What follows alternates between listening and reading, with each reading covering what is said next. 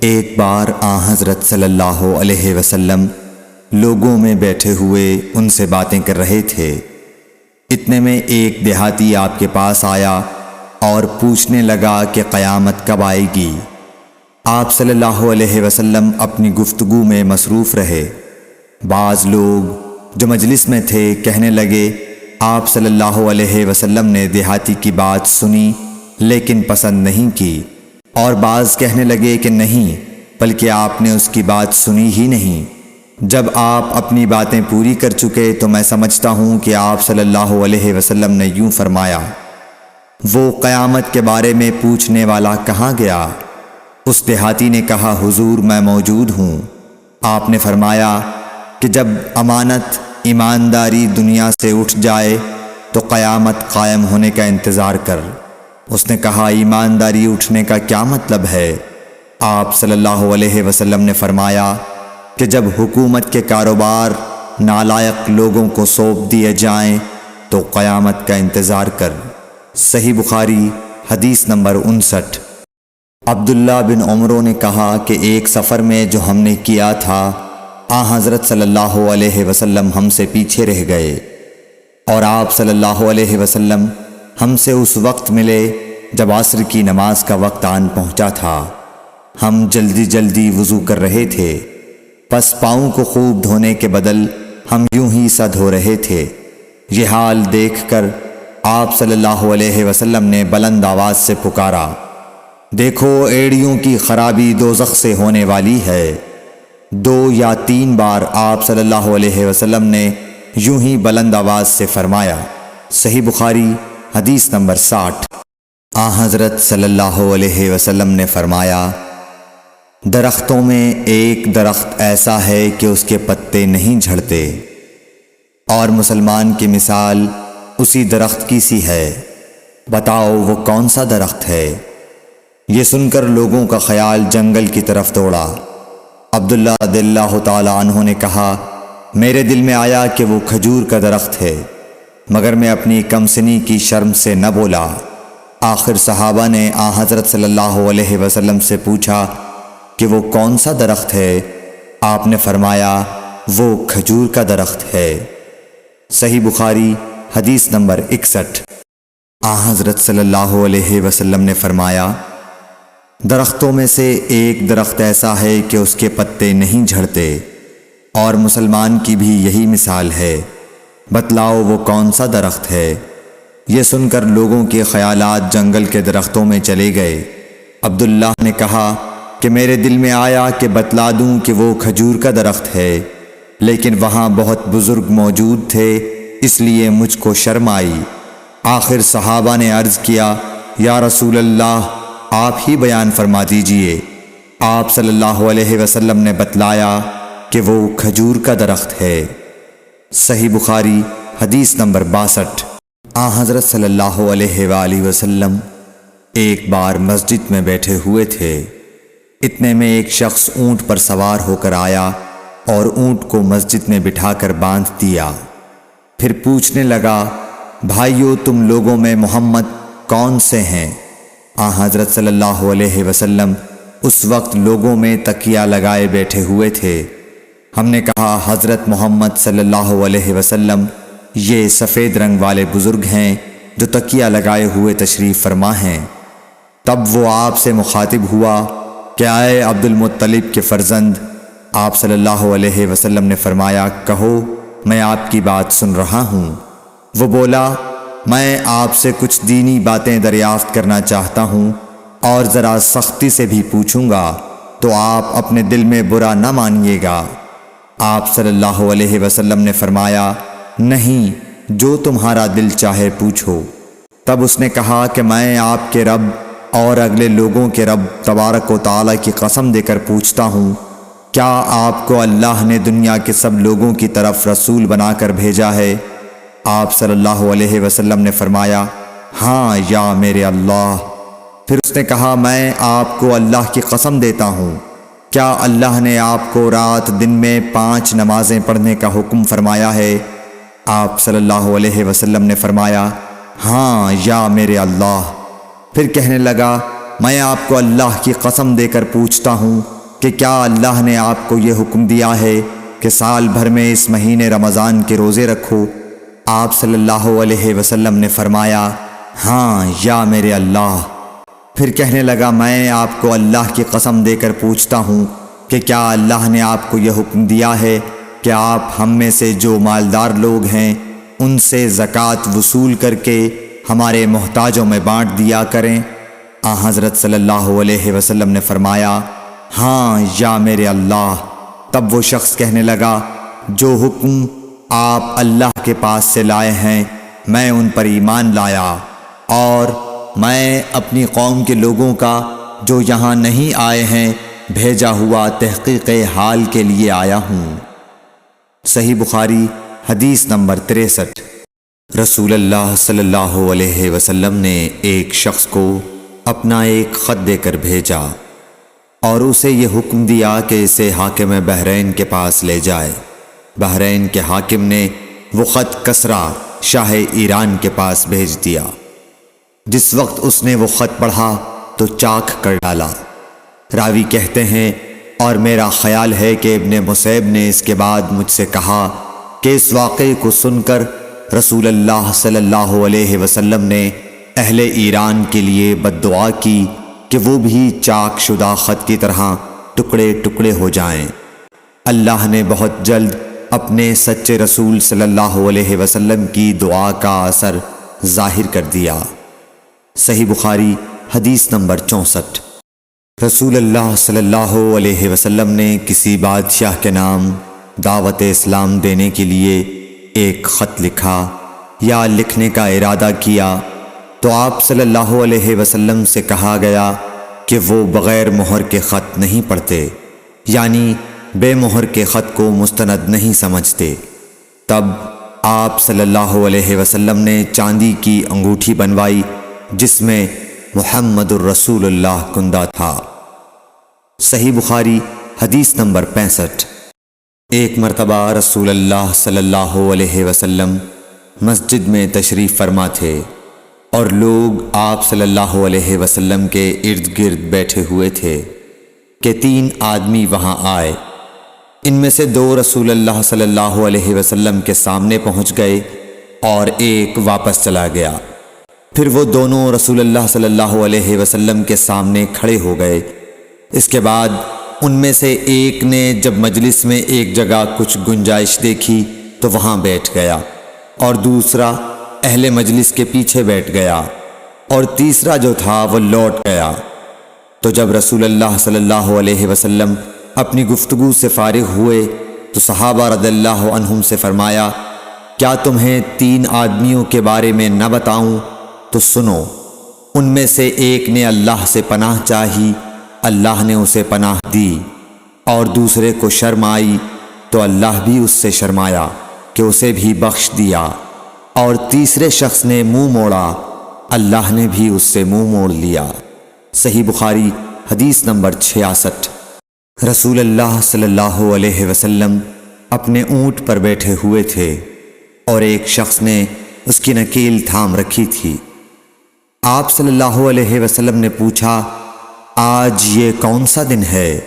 ہم خاموش رہے حتیٰ کہ ہم سمجھے کہ آج کے دن کا آپ کوئی دوسرا نام اس کے نام کے علاوہ تجویز فرمائیں گے۔ پھر آپ صلی اللہ علیہ وسلم نے فرمایا کیا آج قربانی کا دن نہیں ہے؟ ہم نے عرض کیا بے شک۔ اس کے بعد آپ صلی اللہ علیہ وسلم نے فرمایا یہ کون سا مہینہ ہے؟ ہم اس پر بھی خاموش رہے اور یہی سمجھے کہ اس مہینے کا بھی آپ اس کے نام کے علاوہ کوئی دوسرا نام تجویز فرمائیں گے۔ پھر آپ صلی اللہ علیہ وسلم نے فرمایا کیا یہ ذوالحجہ کا مہینہ نہیں ہے؟ ہم نے عرض کیا بے شک۔ آپ صلی اللہ علیہ وسلم نے فرمایا تو یقیناً تمہاری جانیں اور تمہارے مال اور تمہاری آبرو تمہارے درمیان اسی طرح حرام ہیں جس طرح آج کے دن کی حرمت تمہارے اس مہینے اور اس شہر میں ہے۔ پس جو شخص حاضر ہے اسے چاہیے کہ غائب کو یہ بات پہنچا دے، کیونکہ ایسا ممکن ہے کہ جو شخص یہاں موجود ہے وہ ایسے شخص کو یہ خبر پہنچائے جو اس سے زیادہ یاد رکھنے والا ہو۔ صحیح بخاری حدیث نمبر 67۔ رسول اللہ صلی اللہ علیہ وسلم نے ہمیں نصیحت فرمانے کے لیے کچھ دن مقرر کر دیے تھے، اس ڈر سے کہ کہیں ہم کبھی دخاطر نہ ہو جائیں۔ صحیح بخاری حدیث نمبر 68۔ آپ صلی اللہ علیہ وآلہ وسلم نے فرمایا، آسانی کرو اور سختی نہ کرو، اور خوش کرو اور نفرت نہ دلاؤ۔ صحیح بخاری حدیث نمبر 69۔ عبداللہ ابن مسعود ہر جمعرات کے دن لوگوں کو وعظ سنایا کرتے تھے۔ ایک آدمی نے ان سے کہا، اے ابو عبد الرحمن، میں چاہتا ہوں کہ تم ہمیں ہر روز وعظ سنایا کرو۔ انہوں نے فرمایا، تو سن لو کہ مجھے اس امر سے کوئی چیز مانع ہے تو یہ کہ میں یہ بات پسند نہیں کرتا کہ کہیں تم تنگ نہ ہو جاؤ، اور میں وعظ میں تمہاری فرصت کا وقت تلاش کیا کرتا ہوں، جیسا کہ رسول اللہ صلی اللہ علیہ وسلم اس خیال سے کہ ہم کبھی دخاطر نہ ہو جائیں وعظ کے لیے ہمارے اوقات فرصت کا خیال رکھتے تھے۔ صحیح بخاری حدیث نمبر 70۔ رسول اللہ صلی اللہ علیہ وسلم نے فرمایا، جس شخص کے ساتھ اللہ تعالی بھلائی کا ارادہ کرے اسے دین کی سمجھ عنایت فرما دیتا ہے، اور میں تو محض تقسیم کرنے والا ہوں، دینے والا تو اللہ ہی ہے، اور یہ امت ہمیشہ اللہ کے حکم پر قائم رہے گی، اور جو شخص ان کی مخالفت کرے گا انہیں نقصان نہیں پہنچا سکے گا یہاں تک کہ اللہ کا حکم قیامت آ جائے اور یہ عالم فنا ہو جائے۔ صحیح بخاری حدیث نمبر 71۔ عبداللہ بن عمر رضی اللہ تعالی عنہ کہتے تھے کہ ہم رسول اللہ صلی اللہ علیہ وسلم کی خدمت میں حاضر تھے کہ آپ صلی اللہ علیہ وسلم کے پاس کھجور کا ایک گابھا لایا گیا۔ اسے دیکھ کر آپ نے فرمایا کہ درختوں میں ایک درخت ایسا ہے اس کی مثال مسلمان کی طرح ہے۔ ابن عمر کہتے ہیں کہ یہ سن کر میں نے ارادہ کیا کہ عرض کروں کہ وہ درخت کھجور کا ہے، مگر چونکہ میں سب میں چھوٹا تھا اس لیے خاموش رہا۔ پھر رسول اللہ صلی اللہ علیہ وسلم نے خود ہی فرمایا کہ وہ کھجور ہے۔ صحیح بخاری حدیث نمبر 72۔ رسول اللہ صلی اللہ علیہ وسلم کا ارشاد ہے کہ حسد صرف دو باتوں میں جائز ہے، ایک تو اس شخص کے بارے میں جسے اللہ نے دولت دی ہو اور وہ اس دولت کو راہ حق میں خرچ کرنے پر بھی قدرت رکھتا ہو، اور ایک اس شخص کے بارے میں جسے اللہ نے حکمت کی دولت سے نوازا ہو اور وہ اس کے ذریعے سے فیصلہ کرتا ہو اور لوگوں کو اس حکمت کی تعلیم دیتا ہو۔ صحیح بخاری حدیث نمبر 73۔ رسول اللہ صلی اللہ علیہ وآلہ وسلم نے فرمایا، ایک دن حضرت موسیٰ علیہ السلام بنی اسرائیل کی ایک جماعت میں بیٹھے ہوئے تھے کہ اتنے میں ایک شخص آیا اور اس نے آپ سے پوچھا، کیا آپ جانتے ہیں کہ دنیا میں کوئی آپ سے بڑھ کر عالم موجود ہے؟ حضرت موسیٰ علیہ السلام نے فرمایا، نہیں۔ اس پر اللہ تعالیٰ نے حضرت موسیٰ علیہ السلام کے پاس وحی بھیجی کہ ہاں، ہمارا بندہ خضر ہے جس کا علم تم سے زیادہ ہے۔ حضرت موسیٰ علیہ السلام نے اللہ سے دریافت کیا کہ خضر علیہ السلام سے ملنے کی کیا صورت ہے؟ اللہ تعالیٰ نے ایک مچھلی کو ان سے ملاقات کی علامت قرار دیا اور ان سے کہہ دیا کہ جب تم اس مچھلی کو گم کر دو تو واپس لوٹ جاؤ، تب خضر سے تمہاری ملاقات ہوگی۔ تب موسیٰ علیہ السلام چلے اور دریا میں مچھلی کی علامت تلاش کرتے رہے۔ اس وقت ان کے ساتھی نے کہا، جب ہم پتھر کے پاس تھے کیا آپ نے دیکھا تھا؟ میں اس وقت مچھلی کا کہنا بھول گیا اور شیطان ہی نے مجھے اس کا ذکر بھلا دیا۔ موسیٰ علیہ السلام نے کہا، اسی مقام کی ہمیں تلاش تھی۔ تب وہ اپنے نشانات قدم پر پچھلے پاؤں باتیں کرتے ہوئے لوٹے۔ وہاں انہوں نے خضر علیہ السلام کو پایا۔ پھر ان کا وہی قصہ ہے جو اللہ نے اپنی کتاب قرآن میں بیان کیا ہے۔ صحیح بخاری حدیث نمبر 74۔ حضرت ابن عباس رضی اللہ تعالی عنہ نے فرمایا کہ ایک مرتبہ رسول اللہ صلی اللہ علیہ وآلہ وسلم نے مجھے سینے سے لگا لیا اور دعا دیتے ہوئے فرمایا کہ اے اللہ اسے علم کتاب قرآن عطا فرمائیو۔ صحیح بخاری حدیث نمبر 75۔ عبداللہ بن عباس رضی اللہ تعالی عنہ نے فرمایا کہ میں ایک مرتبہ گدھی پر سوار ہو کر چلا۔ اس زمانے میں میں بلوغ کے قریب تھا۔ رسول اللہ صلی اللہ علیہ وسلم منی میں نماز پڑھ رہے تھے اور آپ کے سامنے دیوار کی آڑ نہ تھی، تو میں بعض صفوں کے سامنے سے گزرا اور گدھی کو چھوڑ دیا۔ وہ چرنے لگی، جبکہ میں صف میں شامل ہو گیا، مگر کسی نے مجھے اس بات پر ٹوکا نہیں۔ صحیح بخاری حدیث نمبر 76۔ محمود بن ربی فرماتے ہیں کہ مجھے یاد ہے کہ ایک مرتبہ رسول اللہ صلی اللہ علیہ وسلم نے ایک ڈول سے منہ میں پانی لے کر میرے چہرے پر کلی فرمائی اور میں اس وقت 5 سال کا تھا۔ صحیح بخاری حدیث نمبر 77۔ حضور اکرم صلی اللہ علیہ وآلہ وسلم نے فرمایا کہ ایک بار حضرت موسیٰ علیہ السلام بنی اسرائیل کی ایک جماعت میں تھے کہ اتنے میں ایک شخص آیا اور کہنے لگا، کیا آپ جانتے ہیں کہ دنیا میں آپ سے بھی بڑھ کر کوئی عالم موجود ہے؟ حضرت موسیٰ علیہ السلام نے فرمایا کہ نہیں۔ تب اللہ تعالیٰ نے حضرت موسیٰ علیہ السلام پر وحی نازل کی کہ ہاں، ہمارا بندہ خضر علم میں تم سے بڑھ کر ہے۔ تو حضرت موسیٰ علیہ السلام نے ان سے ملنے کی راہ دریافت کی۔ اس وقت اللہ تعالیٰ نے ان سے ملاقات کے لیے مچھلی کو نشانی قرار دیا اور ان سے کہہ دیا کہ جب تم مچھلی کو نہ پاؤ تو لوٹ جانا، تم خضر سے ملاقات کر لوگے۔ حضرت موسیٰ علیہ السلام دریا میں مچھلی کے نشان کا انتظار کرتے رہے۔ تب ان کے خادم نے ان سے کہا، کیا آپ نے دیکھا تھا کہ جب ہم پتھر کے پاس تھے تو میں وہاں مچھلی بھول گیا اور مجھے شیطان ہی نے غافل کر دیا؟ حضرت موسیٰ علیہ السلام نے کہا کہ ہم اسی مقام کے تو متلاشی تھے۔ تب وہ اپنے قدموں کے نشانوں پر باتیں کرتے ہوئے واپس لوٹے۔ وہاں خضر علیہ السلام کو انہوں نے پایا۔ پھر ان کا قصہ وہی ہے جو اللہ تعالیٰ نے اپنی کتاب میں بیان فرمایا ہے۔ صحیح بخاری حدیث نمبر 78۔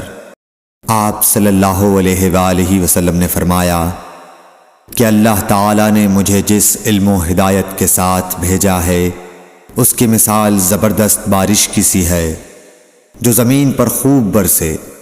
بعض زمین جو صاف ہوتی ہے وہ پانی کو پی لیتی ہے اور بہت سبزہ اور گھاس اگاتی ہے، اور بعض زمین جو سخت ہوتی ہے وہ پانی کو روک لیتی ہے۔ اس سے اللہ تعالیٰ لوگوں کو فائدہ پہنچاتا ہے، وہ اس سے سیراب ہوتے ہیں اور سیراب کرتے ہیں۔ اور کچھ اور زمین کے بعض خطوں پر پانی پڑتا ہے جو بالکل چٹیل میدان ہوتے ہیں، نہ پانی روکتے ہیں اور نہ ہی سبزہ اگاتے ہیں۔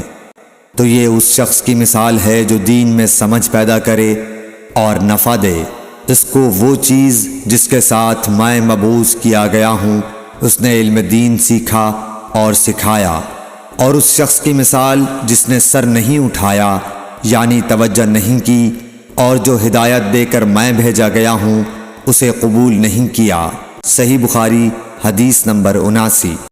رسول اللہ صلی اللہ علیہ وسلم نے فرمایا، علامت قیامت میں سے یہ ہے کہ دینی علم اٹھ جائے گا اور جہل ہی جہل ظاہر ہو جائے گا، اور اعلانیہ شراب پی جائے گی اور زنا پھیل جائے گا۔ صحیح بخاری حدیث نمبر 80۔